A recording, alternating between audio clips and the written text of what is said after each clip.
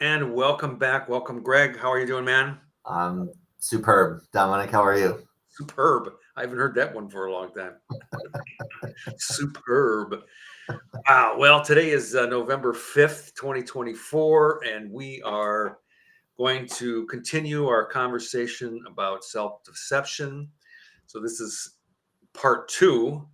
We covered a whole lot of stuff last week, and I thought that it would be great if we could continue to expand because it was kind of like two parts to it. So self deception um, is a really in depth conversation, and there's like external self deception, which is like lying to other people, and then there's the internal part where we lie to ourselves. So we pretty much covered the external stuff last week. We touched on the internal stuff, but that's sort of where I feel that we want to start today. So you all good with that? Oh, I'm good with it. Yeah. Um, yeah, I was just gonna say, I think they tend to go hand in hand too. I think sometimes people when I lie to myself, either knowingly or unknowingly, I'm much more likely to lie to others. Oh, definitely. I think that it kind of like lying externally gives us a green light to just turn it back around to ourselves because if we're not true to other people, why would we be true to ourselves? Yeah, I agree. I that's it's interesting. I would think of it the other way. If I'm not true to myself, how could I possibly be true to the external world? Uh huh. But I think they're both totally connected. They're ultimately one and the same. Well, they are. They are. I think that it's easier and it's a lot more obvious when we and I'll just speak about myself. When I lie to other people, that's really obvious. When I lie to myself, especially, when I begin to really begin to notice and look at this whole thing about self-deception, I really wasn't even aware that I was doing that. And so I was very aware of the external lies and not very aware of the internal lies. And that's where I kept getting tripped up. Mm. How about you?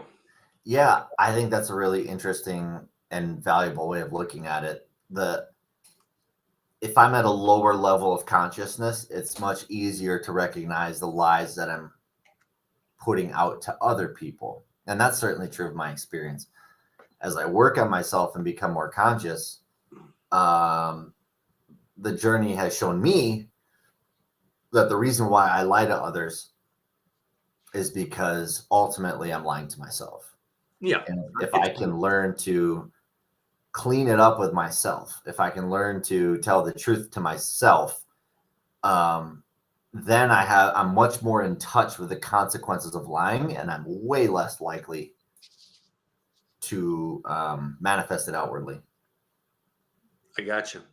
And I agree. You're right. It goes both ways. So like if I'm unaware that I'm lying to myself, then I mean, if I'm unaware that I'm lying to myself, then I'm probably letting myself slide when it comes to lying to other people. And at the same time, when I begin to look at stopping lying to myself, then lying to other people becomes a lot more difficult. Yes. So, and it's a really deep topic, and one of the things that I wanted to clarify, we touched on it a little bit last week, I think, and the question is like, why do we lie? What is the underlying help me with the word, what's the underlying, like, not reason, but the underlying cause of our own self deception? And I think that from everything that I've learned from our mentors and from stuff that I've read, it's it's kind of like it's a leftover trait from, even before the prehistoric days, like, the forest or the jungle, when before we became, I don't know, upright humans. And when we look in the, at the animal kingdom, their whole thing is about survival. And so what they do is they camouflage themselves. It's a total survival technique. And so some animals, they fluff their feathers. Others, they make themselves look bigger. Um, they put their fangs out. They do all this stuff, and then they're in the trees, and so then they change their color, like the chameleon. That's a perfect example. The chameleon changes its color depending on its environment. So bring that fast forward to modern day times, we're all like chameleons, because depending on the environment that we're in, when we're unaware of that process happening, we change our colors, we change our demeanor, we change our language, we change everything so that we blend in. And why do we do that? I think it's because, like, to talk about the animal kingdom, the reason why they camouflage themselves is so that they don't get eaten, right? Modern day people, the reason why we do it is so that we don't get caught, so that we can get called out on our shit, right? So what does that really mean? We don't get called out on our stuff. So, like, we want people to think that we have our shit together. I mean, that's a natural kind of a thing. We want people to think that that we're doing all the right things to be healthy.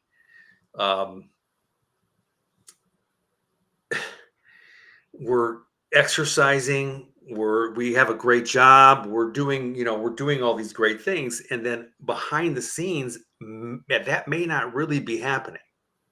And so, if we allow ourselves to, to be exposed, then we can be like, oh my God, they're going to find out that I don't have my shit together as much as I appear. Yeah. So we have this appearance with the, for women, it's makeup. And for some guys, it's makeup, but, with the clothes and this, that, and the other thing, and the heels and the tight jeans and the, all this stuff and the haircuts and all this stuff, so that we look, I mean, I certainly have been there. What about you? Oh yeah. Oh yeah. I think you're onto something. The word that kept coming to my mind as you're describing all that was survival. And while we might not be living in the jungle or living in deep waters where sharks are literally coming to attack us or what have you, we have an ego. We have a perception of ourselves that we value, and that we want the world to see us in a particular way. So we will lie oftentimes to ourselves and to the world to present ourselves in a certain way. And then we'll twist our way around it so that, like you said, that we don't get found out. And to the ego, my experience is that when I really was, when I really valued that much more than I do today, and not that I've totally given it up, and it felt like death. Like if somebody was going to find out one of my lies, that's death. I would do anything to protect myself from someone finding out one of my lies, including, you might even lie some more. you nailed it, including lie about the lie, about the lie, about the lie, about the lie, whatever it takes, so that I keep myself looking good. And it's, I think we talked about this a little bit last week, but there's a tremendous consequence to Totally. that game. You got to remember the lie. You got to remember all the details of the lies, the bullshit story that you just told, and all this. Yeah, and I can't have authentic relationships with the people I'm lying to because I know I'm bullshitting, and I know at that point the game is over as far as being able to authentically connect with that person, like to protect myself, to protect my ego. So there's something about survival that's built into that protection mechanism, and I think the more evolved way of looking at it, from my opinion, is that no one can eat me, right? Like no, there's nobody there to kill me. Like the worst that can happen is someone criticizes me. Right.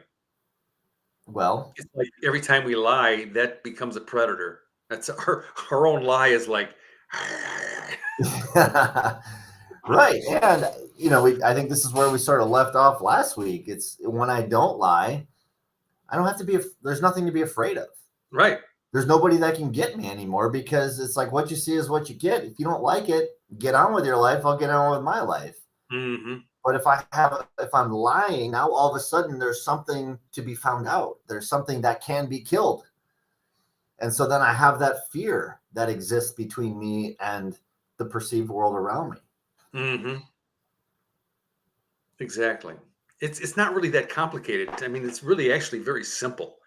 We make up stories and say things to cover up for our weaknesses, our insecurities, things that we said that we were going to do, that applies at home and work, with our family, with our friends, co-workers, whatever. And we carry all that garbage around, and it's like it just begins to pile up like in a big wheelbarrow. We're like carrying this freaking wheelbarrow around, and we can't even connect with people because there's so much crap in our way. Yeah. you know and the thing that I learned, the problem really is that it uses all of our energy, our brain power. um, it makes us confused, and it creates this conversation like we were talking about last week. So it's like, well, I said I was going to do this, but then I didn't. And I told that person I was going to do something, but then I didn't. And then next thing you know, it's like there's all this confusion going on. And when we're not aware that that's the process that's happening, we end up feeling less than. Some people might call it depression. People, I don't know, whatever the words are, but it's just basically confusion. Yeah. And then they end up in the psych ward someplace and like, oh, I don't know why I'm so screwed up. I better get some kind of medication.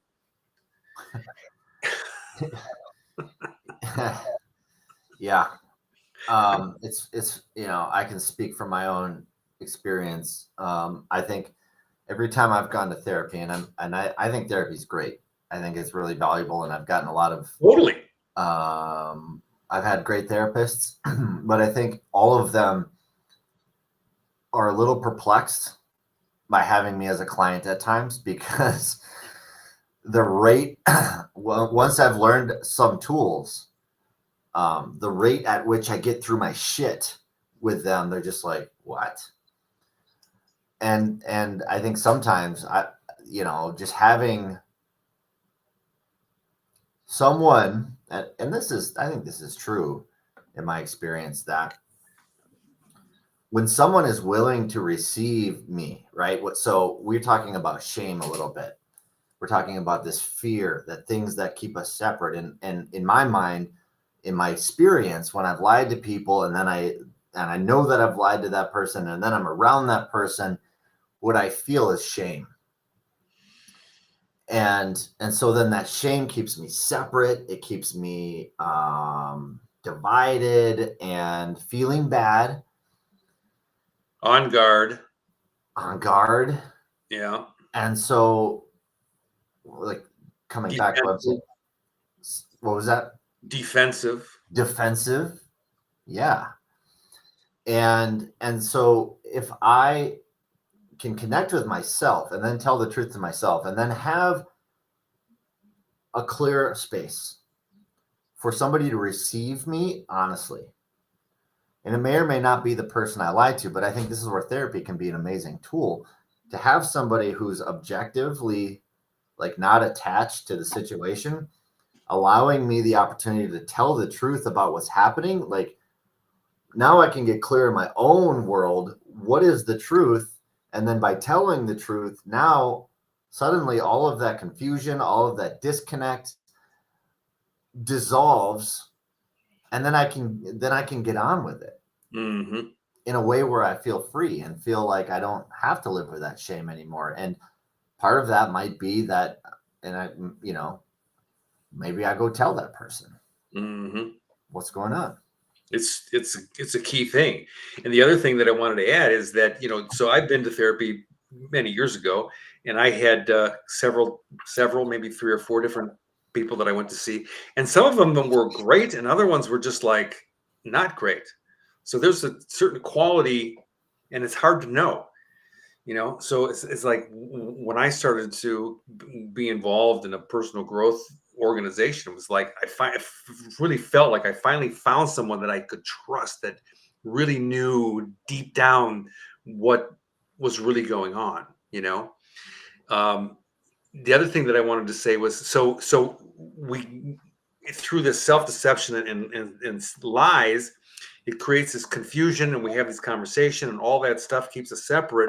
On the flip side of that, it's like when we begin to stop the lying and get committed to that, I'm not going to lie externally, and I'm not going to lie internally, and it creates a very powerful, clear mind. And I think that is the goal, is to have a clear mind. And that is very powerful. And I have experienced that, and I still go through a little bit of, I don't play in that like really lower level stuff much anymore. Like my lies are like, these little white lies. And I think that's another topic. White lies. They, to me, a white lie is like an uncommitted me, spirit, whatever you want to call me, not committed to telling the truth, just straight out. Yeah. And that also has consequences. They're the same, and they're maybe not as, maybe I become callous to them. That's what I'm saying. So what we all want is to feel powerful. When we have a clear mind, we feel powerful. And when we don't have a clear mind and we don't feel powerful, we have to pretend that we are. Yeah. So we become chameleons in a way, Yeah. because nobody wants anybody to think that that we don't have our shit together. Yeah. And who defines what does it mean to have our shit together? I think that's a really important question to ask. And I touched on this last week, but I think there is this is at the heart, I think, of why we lie to ourselves. And I think a lot of times we don't even realize we're lying to ourselves because we've already bought a lie as the truth. So if I buy a lie as the truth, now I'm living my life as a lie, but I don't know it because I believe the lie is a truth. So I'm already starting from a place of being deceptive to myself, although I don't even know it. And I found this quote earlier this week that sums this up by Paulo, I think Coelho is how you say it. He wrote the book The Alchemist, which is an amazing book. And it goes like this: maybe the journey isn't about becoming anything. Maybe it's about unbecoming everything that isn't really you, so that you can be who you were meant to be in the first place. And that's my experience of waking up. My experience of waking up is that I'm not becoming more. I'm not taking more stuff on board. I'm not becoming like stronger or bigger or faster or all these things that the world sort of has sold me. My experience is that I find more power in myself when I let go of what the world expects of me. when I start to release these things, like just a testimony for me. I thought I was cursed in high school. That why do I not like school? Why am I so disconnected from school? Even though I had the brains to do it, and every part of me could have gotten straight A's if I was like locked in, and I was never locked in. And so I had so much shame around that for years, thinking like, what's wrong with me? Why don't I get good grades? Why don't I want to go to college like everybody else? Why am I not like everybody else? And anybody who's a black sheep in their family or in other areas of their life will really resonate, I think, with what I'm saying. And then it was like down the road, I started to see, oh, I'm so glad that I didn't actually buy into that, because what I'm seeing is that my life has a different purpose. My life has a different meaning. I value different things. And if I had like sold out to that, it would have been a much more difficult process for me. Mm-hmm. But that's just like, the go to school, get good grades, get a job. That is something that was programmed into me so deeply that because I didn't follow that path, I felt a lot of shame around it until I started realizing I don't have to follow that path. I can follow my own path. I can create my life the way that I want to create it, from the inside out, not from what the outside is imposing on me. And that journey of letting go of what the world expects of me has been the most fulfilling journey that I've ever been on in my life. Mm-hmm. And I didn't know it, right? Like when I was 16, I had no idea that I was lying to myself, because I just figured, well, everybody goes to school. Everybody should get good grades. Of course I should get straight A's when I'm 16 years old. What else am I here to do? Well, maybe there was a reason deep down inside of me that was like, no, Greg, like school isn't for you, man. And I remember going to college and like arguing with my sociology teacher, like, what you're teaching me is bullshit. And they're like, no, you're here to learn. And I'm like, I don't want to learn this. You're teaching me to be a victim. I don't want to learn this. I didn't last very long.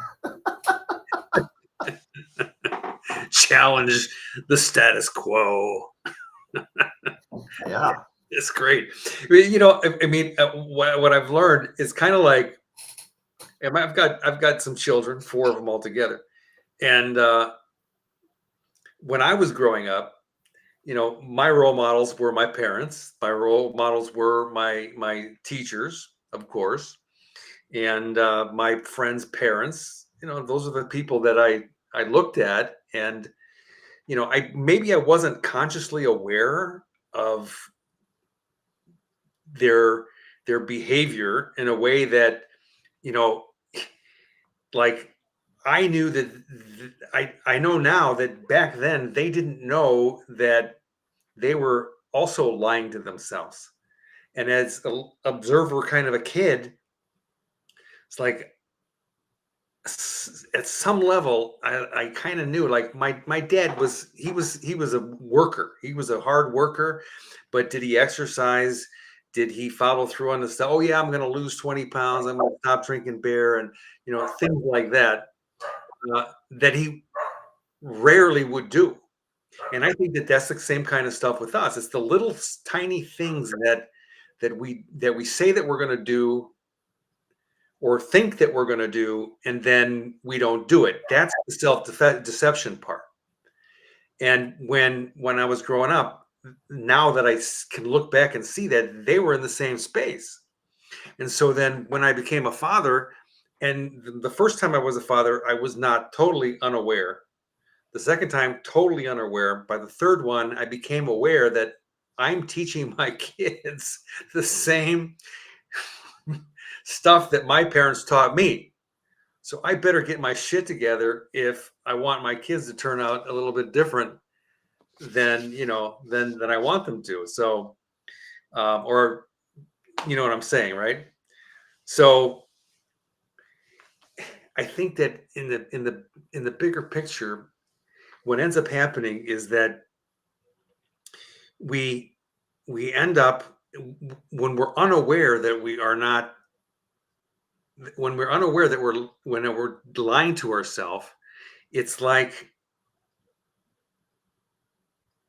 what we allow ourselves to do are things that end up making us feel less than, versus when we would do those things, then we feel better about ourselves. And Yeah. people say, all I want to do is be happy. And they think that they can just go like this and be happy. Except that's not have never been my experience. Never been my experience. If I want to be happy, I have to do the little things in my life that I say that I'm going to do, like honoring my word to myself. And then, like it's like climbing a staircase, that I begin to feel better and better and better the more that I do that. Mhm. I know that you've been through the same journey. Yeah. So how do we teach our children? How do we teach our coworkers and our family? Like that's the journey. It's that we have to experientially do it ourselves, so that we have a real experience, and then we can say, hey, the reason you might not feel so good about yourself is because you're not doing the things that you say that you're going to be doing in your life when you could be. Yeah. Yes, I agree with that 100%. I think it's the only way that we can affect change on other people, because I believe the vast majority of us, we're all the same. And that when I talk to you or I talk to anybody, they're a reflection of myself had I been in different circumstances. And so it's like, if two people are lying, if I'm lying to myself about something, and I don't, and maybe I'm not even aware of it, and then I get around somebody else who's also lying to themselves about the same thing, then we sort of like coexist at that same level of consciousness. Like, oh well, you're the same way. Okay, I'm struggling to think of an example right now, something that come up. And when I can see how I lie to myself about something, and I can see the consequences that's created in my life, and I can start to get this like understanding of how it works internally. Now, when I see somebody else doing it, I can see what's happening, right? Because they're just me doing the same thing that I was doing. And I chose to evolve. It sounds so, well, I don't mean to like toot my own horn when I say that. It's just a way of saying it, that I chose to evolve beyond lying to myself about that. And now that I've done that, it's like, now I have a place to come from. I can show them, hey, I've done that. Here was the consequences of me doing that. Now that I don't do that, here's the consequences of me not doing that. Or here's the consequences of me doing it a different way. And you know what? We're the same, and you can do it too. And if I never get to that place, what do I have to come from? Mm-hmm. I'm just preaching. I'm just spewing bullshit, because I can't authentically speak that if I haven't done it myself. Right. Well, a good example. I like to use the example of health, because we all struggle with that. Eating the right foods, exercising, that stuff. You did the hard 75 hard. 75 hard. I got that wrong again. Obviously, I have not done that. So I've done other things, but not that particular one. It's like with our health. We get into communication, or we get into cahoots with other people that are like us or behaving like us. So what do? Let's go hang out, watch TV, and eat junk food on the couch while we watch stupid programs on TV. That's kind of the thing. Yeah, it's a double-edged sword. Not only am I distracting myself from telling myself the truth by consuming some mindless bullshit, I'm also probably consuming more lies about who I should be. Yeah. As I'm watching it, right? Yeah. Not that watching TV is bad. It's just like, keep in mind what's happening in your brain, in my brain, as I'm watching it. Yeah.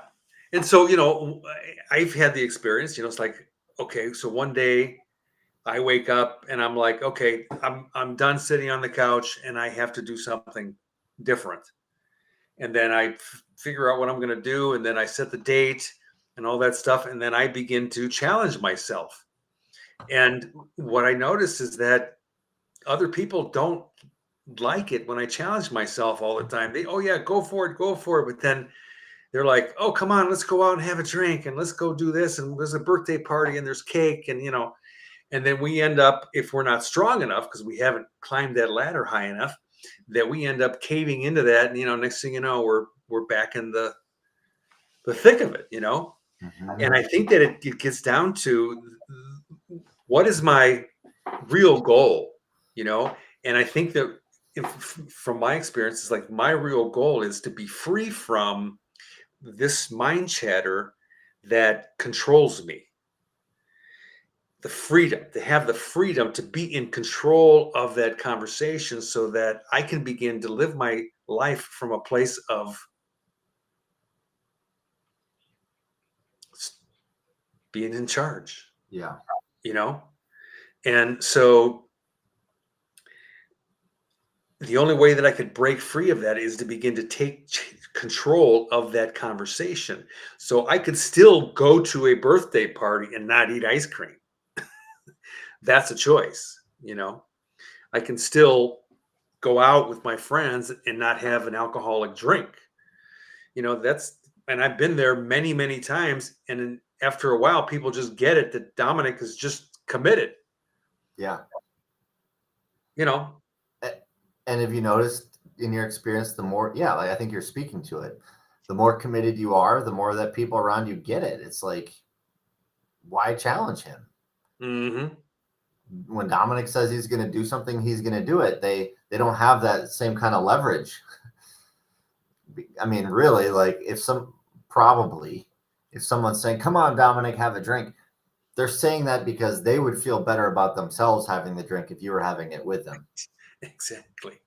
But once they Exactly. realize Dominic's not going to be the one who makes me feel better about having the drink, all right, I'm not going to mess with Domenic. He does his thing. Mhm. Yeah. And I think that that's the practice, So if we want to be free, we have to practice being in charge of this conversation so that when challenges like that come up, it's like, no, I trust myself enough to make that conscious choice to stay on my program. And so, I've coached a lot of people in my life. And what I always tell them is the things that I have done that has worked for me, and I don't tell people how to do it. I just say this is what's worked for me is I set certain dates. So from X date to X date, I give myself permission to drink, to have a blast, to eat my chocolate cake, to do whatever I want to do. But then when that date comes on, then the ending date, I'm full on again. And so people are like, well, I could never do that. Well, how do you know? How do you really know if you haven't done it yet? Mm-hmm. So it's really about challenging myself and then setting up a system where we can be accountable to other people. Now, when you were doing the 75 hard, what was your accountability? In that instance, it was to myself. However, I will say that I leveraged social media. It was something I chose to create a video log of every single day. And so while I didn't have like a direct somebody I was being accountable to other than myself, I used that platform as support. Just talking about something every day, knowing I was doing it, going through that process. But I will say that has been, and I've said this in the past, having an accountability buddy or an accountability team has been an incredible way for me to jumpstart um, creating the results in my life that I want. And it's something that my girlfriend and I just started this last week too, which is wonderful. So, yeah, I think that's a really powerful tool, having accountability, because we're all the same. and we all want the same thing. And just having somebody there to cheerlead me on can be massive. And I'm feeling really compelled to share this part of it too, which is none of us are perfect. And anybody who's ever set out on a goal has missed it. Anybody who has, I'm every single day, I'm doing X, Y, Z. Well, invariably, some point in our life, we're going to miss the mark. And how do I handle that? I think that is a key component to self-deception, and this is something that I believe was imposed on me, that when I screw up, when I do something wrong, then I'm putting everything in quotations, representing what was put onto me. The right course of action is to beat the hell out of myself and shame myself and say, what the hell is wrong with you, Greg? You said you were going to do these things and you didn't do it. And you're such a jerk. And why don't you take charge of your life? You heard Domenic say that in the podcast, and now you didn't even do it. And now here you are, even worse than you were before. You're such a right. And so then I'm actually in a worse place than when I started not doing it in the first place, because now, like, I didn't have that shame of not doing it, and now I have that shame of not doing it. So what I've had to learn is that there's nothing wrong. It's not bad to not do the thing. Like if I say I'm going to work out every day, it's not bad if I don't work out every day. I just have to understand there's a consequence, and it's like there's even a charge around this word consequence. Oh, consequences. No. Every action has a result. Every action has a reaction. That's it. It's just a matter of observing what is the result.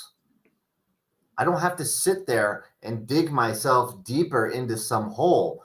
That was the pattern of my life. That was me through. Basically, that's what caused all my depression. That's what caused so much of like the real hardship of my life, was the shame of not doing what I'm supposed to be doing, until I realized nobody cares.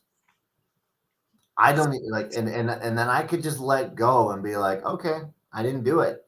And I could tell the truth about it without beating the hell out of myself, without having to lie about it, without having to hide it. I could just own it, understand, by not doing it, I'm not creating the results I want. And now I have an opportunity, fresh slate, present moment. How do I want to show up now? Mm-hmm. I can reset without beating the hell out of myself. Mm-hmm.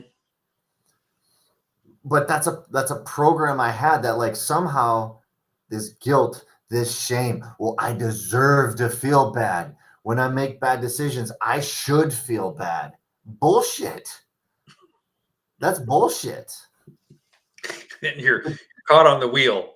Yes. That gerbil wheel. And then the next time I set out to do something, I have this fear on it. Like, well, I don't want to feel so bad like the last time I didn't do it. Great. So now I'm preventing living my best life out of fear for feeling shitty. That doesn't seem like a very good trade-off. No, it's not. Those are the shit end of this. That's called the shit end of the stick, right? I am committing to the shit end of the stick no matter what. So all I am is shit. I never get to see the greatest version of myself by living that way. Right. It's tough to do without some sort of a guide, somebody that can, for me in the beginning, I mean, thankfully I had somebody in an environment where I could use that as like the what's the word, when you do a push-up right against the floor is solid. The floor doesn't move. I'm the one that has to do the moving. And so that solid foundation was there. And thankfully, somebody took the time to set that foundation up so that people could work in that environment. And it's just, I mean, so difficult to find unless you join a gym. And I mean, there's a lot of things out there that we could do. anyway, I mean, the bottom line of it is that what I needed to do was to begin to learn to honor my words, so that like I would my very first agreement. We really haven't talked about what agreements are. Setting up an agreement, something that I do every single day. That's a non-negotiable thing. So my mentor that I was working with, he would said, set it up, do something very, very simple and small. Don't make it big, like exercise for 4 hours a day. Do something really small. So I picked to floss my teeth once a day. It took about 5 minutes to do, and then boom, I handled that agreement. And then after about a week of doing that consistently, it was like that really wasn't that hard. And so then I began to build on that. And so then I would, okay, I took on an exercise agreement. So did 30 minutes a day. And then, you know, and then I kept building on that. And next thing I know, I have 3 or 4 agreements going on at the same time. And I feel great about myself. Like, what the hell is going on here? That's all I had to do was to keep my word. That was not even like didn't even need a magic wand to figure that out. Yep. So, but it really gets down to, how do I want to feel about myself? And we talked about it last week. You know, if we never ask ourselves the tough questions like, how do I want to feel? Well, Dominic, how do you want to feel? Go stand in front of the mirror. Okay, how do you want to feel? I want to feel good. I want to feel great. I want to feel lighthearted. I want to feel joyful. I want to feel ecstatic. I want to feel, I want to feel all the good stuff, instead of being like you were talking about, like the shit end of the stick. Like, there's got to be some day where like that ends and something new begins. Yeah. And I am clear that I was completely trapped in not knowing how to do that. Yeah. Not knowing. So, and then I learned, the more that I began to do those little things, the more I felt good about myself, great about myself. And then I began to get giddy and like little kids, innocently happy. I like those little videos that I posted a couple of them on my social media, where this little girl's got this horn. I don't know if you saw that, but she blows in the horn. She's got to be like 1 or 1.5 years old. She blows into the horn, and she just starts to laugh, like uncontrollably giggling, laughing. That's the way I want to feel. I love, that happiness. Yeah. It's much better than being trapped in my head. That's for sure. Feeling I mean, insecure. it's a wonderful feeling to Well, be you able to see blow it every myself. day. You got your little example. What's that? I said you can feel it Oh, almost every day with your little example. Isla, your daughter. yeah. Oh man, it's amazing to watch her. It really is. And I have someone in my life who is an amazing teacher for her, and I like to think that I can teach her certain things, and I have. And there's she has an amazing teacher, and she's really stressing self-reliance. She comes from like a Montessori background, which is really about like kids taking ownership of the thing they're doing and teaching them what they're capable of. And the more that I see her engaging, I've talked about this, like putting her toys away, like that was step one.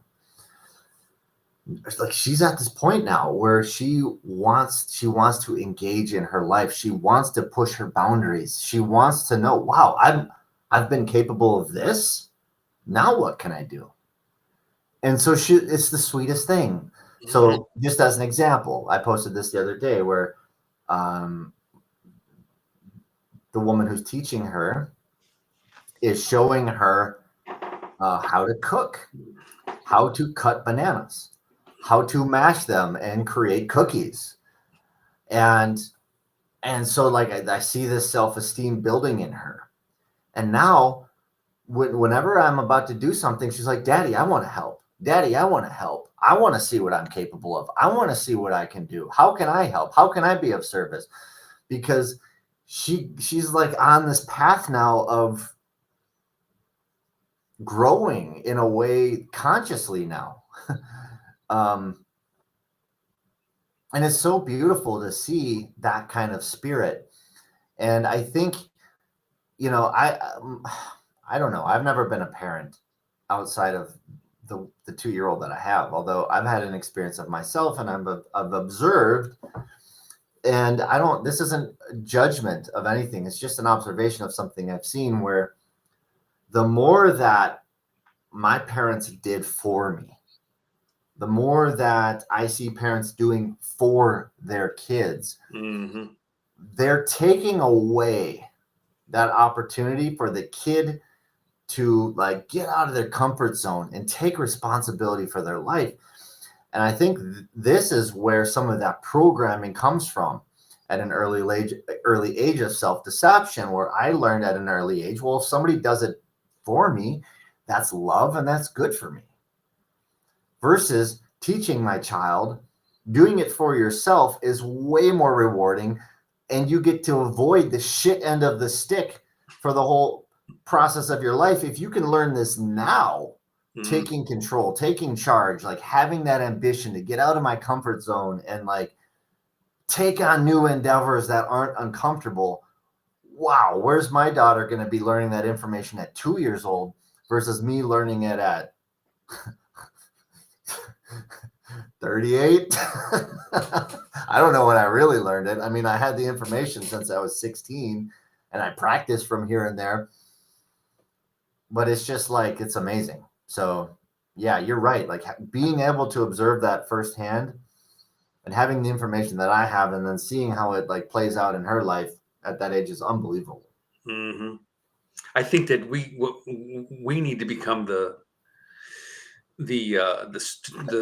observer, the student, and let the kids be the teachers, because they already know, so we can initiate certain things like, hey, you want to go cut up some bananas? And they're always like, most of the time, sure, yeah, let's go do it. Do Yeah. you want to go do this? You want to go build something? Let's go do that. And they're always, that's my experience. The kids around the neighborhood are the same way. Hey, who wants to go pop some plastic bubbles from the package I got today? You know what I'm talking about? Bubble wrap, Oh whatever. yeah. And they're like, I do. Well, They're willing. yes, exactly. And it keeps me on my toes, because if I embody a spirit of willingness, the likelihood that she'll keep that spirit in her life longer or indefinitely is so much greater.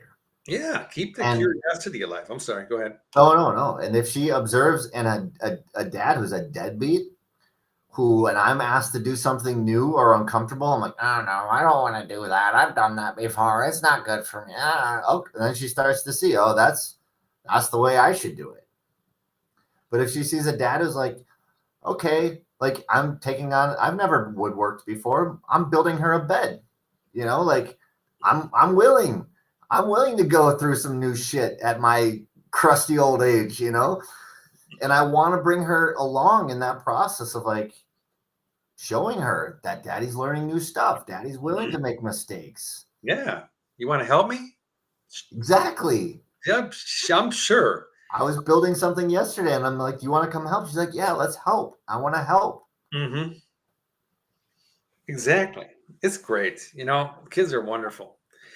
Adults, we're hopeless cases, man. Trapped in our minds and we don't even know it. Trapped in the art of self-deception. That's right. Exactly. I mean, what would you rather, what would you rather be? Insecure, worried, freaked out, purposeless, having anxiety, having health issues, being in conflict with people, bored, and on and on and on, having fake relationships, feeling lonely or separate. I mean, the list is endless. Would you rather have that, or would you rather be like a free human being? And it's really simple. And on the flip side of that, I get to feel great about myself. I get to feel joyful. I get to feel giddy. I get to have authentic relationships. real relationships, Yeah. And there is a path. I mean, I've followed this path for a number of years, and it boils down to that I need to follow through with what I tell myself what I'm going to do, not what somebody else in the beginning asked somebody else to do this and then follow through. And then, but now I have to rely on myself to come up with my own path, my own plan. And, when I shift my gears and I set my dates up in my calendar, and this is when I'm going to start, it's like, okay, how do I want to? I start talking to myself. How do I want to feel? I want to feel amazing. I want to feel great. That's where I want to go. I want to get to that new normal of feeling amazing again about myself, my body, like that. And so I set up some agreements so that I challenge myself and I don't start off like going cold turkey. I'm like, I set it up smart so that I don't set myself up to fail. So setting up some goals and I write them down, get them in my calendar, and then they're real clear that I know that 3 days from now, I'm going to start this. And then it just becomes really simple, real simple. So I think that most of the people that I meet don't do that, the vast majority, and they don't know to even do it. They're like waiting for some sort of a motivation or some sort of they're going to hear some motivational speaker or some quote that's going to get them off their ass. I mean, what's your experience of that? Yeah, that's not, I mean, sure. Maybe if you're blessed, you might have an external motivation that helps you start the process. But the reality is, it's by starting the process that the snowball starts rolling. And it's my experience that if I'm relying on external motivation, that's only going to last so long.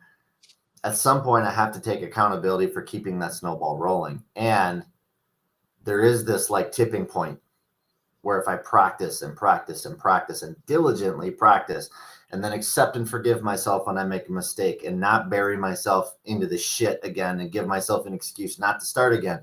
No, like let it go, start over, keep going, keep going, keep going. I fell off the horse, get back on the horse. Okay, keep going, keep going. Oh shit, I fell off the horse, get back on the horse. Okay, keep going, keep going, keep going. That then something really beautiful starts to unfold in my life that I could have never imagined. And it's like that. It's like by getting on the horse and then seeing how much of this world I can see by riding a horse. That's the motivation. It's like, oh my God, I would have never been able to get this far in my life if I had stayed off the horse. But now that I'm riding the horse, I can see so much more. I can get to the top of this mountain. I have this unbelievable view of the world. Oh, that was so worth it doing all that work. So now I see the next peak and I'm like, okay, I'm in, because I now can see that the work I did was worth it. And if I never even understand, that's, I think what you're saying is like most people, that in my experience is that too, most people don't understand that doing that work is like what's going to get you to get to the mountaintop. So I have to be willing to set those agreements to be able to get that view. I have to be willing to do the work. Mm-hmm. And until I do the work, I'm not going to see it. But then once I see it, I'm not going to want to stop doing the work because those views are so beautiful. Like what I can become is so beautiful that I'm like, wow, I can do that. What else can I do? Mm-hmm. And then it becomes intrinsic motivation. Yeah. Yeah. It's interesting. And we all are on the same journey, It's like we're on our own, we're all together, and we need to compare notes. Yeah. And just talk about it. I wake up in the morning and I have my routine, and I enjoy having that routine because I know it's solid. I know I can rely on that, instead of, doubting myself, wandering around. I always think, I heard an analogy a long time ago. You ever seen a guy in a grocery store without a list? Me. Lost. Exactly. I'd rather go to Home Depot, but I, I used to do a lot of work in Egypt, right, in Cairo, and there's supermarkets. The wheels on the bottom of the cart, they all four of them swivel. So to keep control of this cart is really hard. And I always think that's exactly what happens to people because they're like instead of going straight and like turning it like a regular thing, they have to like maneuver this thing and it becomes very complicated because you have to deal with four different wheels. That's kind of like working on ourselves. We have to balance all these, juggle all these things, and no, just start really small. I mean, even if it's flossing your teeth or for some people, maybe it's even brushing your teeth or, hanging your clothes up at the end of the day or whatever it is, make an agreement every single day. When I was younger, um, one of my mentors, he said he had gotten to know me and he knew I was a complete mess. And I sort of did the confession thing with him. And I said, I've lied to my parents. I've stole money from my mom and dad. I've told my friends things that I never did and things that I've lied, I've just lied and I've cheated and stole and all this other stuff.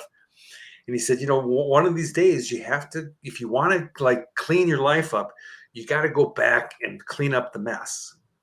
And I'm listening like, so what does that mean? And he said, well, here's what I would recommend. Why don't you make a list? Get a piece of paper or a notebook and make a list, a cleanup list of all the people that you've lied to, that you've stolen from, and then, write it all out and then start at the top and call the person up and say, hey, I'd like to come over and have a conversation with you. And then go to them and then tell them, remember that time when I told you that I didn't take that money out of your jewelry box? Well, I did. When he told me that to go do that list, I was like, no effing way. I'm not doing that. No. He said, well, it's your life. I'm like, oh, okay.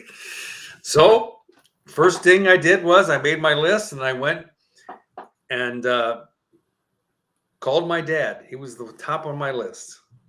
And I went to his house and I was like, I don't even know where to start, Dad, but I have some things I want to say and I want to tell you that I'm sorry. And I went through, the time that I wrecked the car. I did. I literally was stoned and I ran into a post at a 7-Eleven and crashed the back of the car. And I pretended the next day he came home from work because it was his work car. And he goes like, what the hell did you crash that? Oh no, Dad, no, I didn't do that. I had no idea it was there. So all these lies, external lies. And can you imagine all the stuff going on in my brain for years and years and years? And that added to all the crap that I was doing. I felt I was not only the shit on the stick, I was the stick. And my guess, Dominic, is that the longer that persisted, you started to condition yourself to say, this is normal. This is just the way that it is. This is the way life is, and this is the way it's going to be. But it doesn't have to be that So way. it begs the question. I think you were just about to get to it. When you finally got to that place where you could be honest with your dad, what shifted? How did that, what seemed normal for years and years and years, what shifted when you cleaned it up with your dad and told him the truth? It was really simple. It's kind of like, here I am walking down the sidewalk and here's a brick wall in front of me. And the brick wall was all my external lies, all my internal lies. And if I wanted to get to the other side of that wall, which was to feel good about myself, lighthearted, spontaneous, you know what I mean? All those all those good things, I needed to either crawl over the wall, I needed to break through the wall, and what I realized, the only thing I really need to do is just to clean up all the shit. And not for my dad's sake or my mom's sake or my friend's sake or my sisters and brothers, which I did. I eventually went and I cleaned it all up, and I was embarrassed, and it was not easy to do. And I put myself through that exercise, that process. It took a couple of months, and as I began to do it, I began to feel better and better and better and better and lighter and lighter. And I'm not carrying around all this stuff. And what I experienced was that all those people that I went to, it's like all they wanted to do was hug me. I thought they were gonna be like, you know. That's the animal part of us, right? Like that's you removing your camouflage and being like, here I am, not camouflage. Here's the real me. And it sounds like, based on what you're saying, they didn't come kill you. They did not. They weren't there to eat you. They weren't there to destroy you. No, exactly right.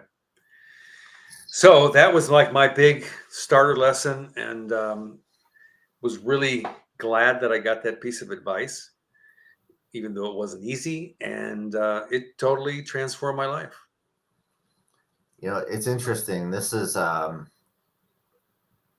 anybody who's part of a 12-step program before or currently will know that this is part of it. I just pulled it up too. I think this is interesting. I think there's a lot of wisdom in these 12-step programs. Step 9 of the program is to, quote, make direct amends to such people wherever possible, except when to do so would injure them or others. And then it says, to finish the paragraph, this step can be incredibly difficult for those who may be struggling with feelings of shame, pride, or entitlement. Whew. There's a lot to unpack there. Right. Well, I think that, what I realized as I was going through the process is like, I wasn't there to dump my shit on people. I was there to clean it up. And so like I had stole money from my dad. It was like $700. I felt really shitty about that for a long time. And I was like, Dad, I told you I didn't steal the money, but I did. He said, yeah, I knew you did, but you were a kid. So I said, I'm going to pay you back. And then I made a plan. I said, I'm going to pay you back this much, this much, this much. And then that was the motivation part. So I made commitments. Now I'm consciously aware that I had made a lot of mistakes, and I'm going to clean this up and I'm going to fix it. You know what I mean? It's like, that's where I became like, all right, damn it, I'm going to do this. Mm-hmm. And it worked. So anyway, I think it's great. And I've had a similar experience in so many ways. And I think it's so important to constantly take inventory of myself and catch myself in bullshit. And it does happen from time to time where I maybe in the moment I catch myself, or I didn't even realize I was lying to myself about something or lying to another person about something, and then coming back later and being like, I just want to be clear. Like in that moment, I didn't understand what I was saying. I was speaking from this place of shame, and I was hiding. And I just want to be clear. Like that's not the way that it was. Mm-hmm. And the way that it is this. Mm-hmm. And constantly, and the beautiful thing is that when I think there is great value, and it's not about confession. It's not about this thing about like saving. I don't know how to describe it, but there's not guilt or shame associated with it. It's about taking responsibility for my life. And I love that what you said. It's like, it's not dumping this on somebody else either, to be like, here's all my problems that I created for you. Right. Just so you know, I did all that and I'm a shithead. No, it's about like, I love you. I love myself. And because I respect you, I'm taking ownership of it. And now I'm going to do better. Now I'm showing up because like I'm using this space as an opportunity to take accountability for my life and give you the proper respect that you deserved in the first place, because now I respect myself for doing this. Mm-hmm. And then it's from that place, now that it's cleaned up, I can move my life so much freely. That shame is gone. I'm overcoming stuff from my past that's kept me separate from who I really want to become. And so now when I say something like, I'm going to floss my teeth every day, that conversation of, no, you won't, you're an asshole. You remember all those people you lied to? And whether it's like conscious or not, that's where that conversation comes from. That negative self-talk comes from all that shame and guilt that I've created in myself from lying and lying and lying. So then when I tell myself now I'm going to floss my teeth, that's it. That's the conversation. It's like, I'm going to floss my teeth. Okay. Floss my teeth. Mm-hmm. Conversation goes away. That's right. Yeah. That's interesting. And, I don't beat myself up. Back then I did, for all these nasty things that I did and things that I said about my friends and all that stuff behind their back. I don't, beat myself up anymore about that. I know now that I did it not knowing. I didn't know better. I was doing the best that I knew how at that time. Yeah. So, and I think that's the same for other people. They're doing the best that they know how. And why I think that you and I are here, we've committed to doing this podcast to support people in having little insights so that maybe they hear something that supports them, that they begin to make a shift and to gradually continue to wake up a little bit more, a little bit more, a little more. We're all on the same journey, together. Absolutely. And the more, like, that's the beautiful thing. It's like, Domenic, the relationship you and I have can expand so much more because we're applying this information to our life. It's like tenfold what can happen when people are using this information for growth and then supporting each other with this information for growth. The opportunity for growth, it becomes exponential. And so I think that's why I'm so passionate about speaking on things like this, because maybe 1, 2, 3 people or more, if we're lucky, really absorb this. Well, now it's like we've created a possibility for all of us to expand that much more. And I don't know if anybody's listening that cares, but like, I care to hear from you. Like, if you want to talk, if we want to go through this, reach out. Like, let's talk about it. That's it. Raise your hand. Ask for help. One of the things I used to get in trouble for all the time when I was a little kid in grade school, I'd get the report card, and sometimes it was to have C's and D's, like that. And then my dad would come in and he'd look at the card and say, "How many times did you raise your hand?" And I'm like, "I didn't." When you don't know what's going on, raise your hand. And to put an exclamation point on it, Yeah. it's self-deception to think that not participating is better, to not go for it. It's like, no, let me just stay in my little cocoon where it's safe. That's self-deception. To like be vulnerable, to say, you know what, I want to go for it in my life. I want to start telling the truth. I want to honor my word. I want to go for it. That takes some courage and some vulnerability. Oh, put my hand up. Oh my God. Right. The teacher's not going to like shoot your hand off, right? She's going to be like, the teacher wants you to learn. Exactly. Oh my gosh, that's not so hard. You're awesome, man. All right, back at you, buddy. Okay. All right. Well, I think we're done. Yeah. It was great. So we'll touch base again this week and come up with our next topic, and we'll be here same time, same place, unless my heart stops. Or mine. yours. I rode my bike twice this in the last week, and I always tell Diane, my wife, like, when I die, my body's going to be on the ground and my heart's going to still be beating.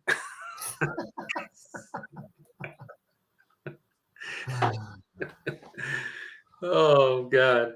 And that's part of the best part of my journey is like I love challenging myself. All my neighbors can vouch for me. I'm a bicycle maniac. I love my bicycle.